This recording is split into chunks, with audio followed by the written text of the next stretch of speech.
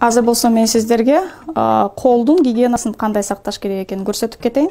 Азыр көрдүңүздөр, мен өзүм эшиктен кирип келдим. Эшиктен кирип келатканда бул тутканы карбаганга туура келет. Ачканга да, жапканга тутканы кармабай биз муну жаба албайт экенбиз. Ошондо биз эстеп кетиш керек, бул тутканы канча адам мага чейин кармады жана менден кийин канча адам кармайт. Ошондуктан бул тутканы кармаган соң колубузду обработка кылып киргенибиз жакшы болот. Мына бул кире бериштин жанында эле санитайзер турат. Санитайзердин ичинде 70% спирт камтыган колго арналган антисептиги бар. Бул кирип келгенде мына бул туткасын кол менен кармабайбыз. Себеби биздин колубуз азыр кир. Ошондуктан чыканак менен мындай ылдый басабыз. Ошондо керектүү санда антисептик колубузга агып түшөт. Биринчиден бул антисептикти колубузга кеңири мындай алаканыбыздарга адегенде сүйкөйбүз. Бул кеминде 5 секунд убакыт элейт. Мындайча айтканда 1, 2, 3, 4, 5.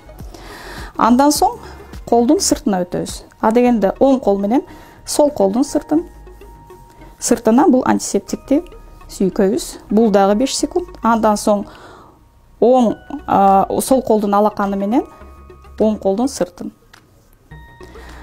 Андан соң манжаларыбыздын ортосуна. 5 манжабыздын эң ортосуна. Бул дагы 5 секунд кеминде. 1, 2, 3, 4, 5. Андан соң эки колдун мындай бири-бирине камтыйбыз дагы. Могу тырмактар жана манжалардын учтары кеңири жайылгыдай кылабыз антисептикке. Андан соң баш бармак жанагындай эле сол кол менен адегенде оң кол менен сол колдун баш бармагын. Андан соң сол кол менен оң колдун баш бармагын. Мындан соң алаканыбыздын ортосуна.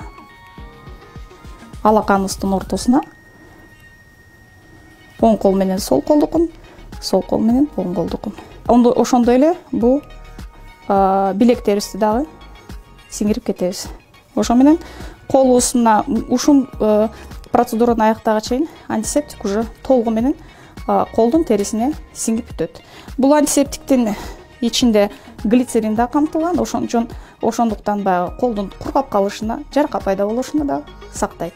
Дагы бир жолу үндөп кетели. Коронавирустун эң негизги профилактика ыкмалары бул адамдар бири-биринен алыстоосу, экинчиден тазалыкты, гигиенаны күнүмдүк турмушта сактоо. Саламатта болуңуздар.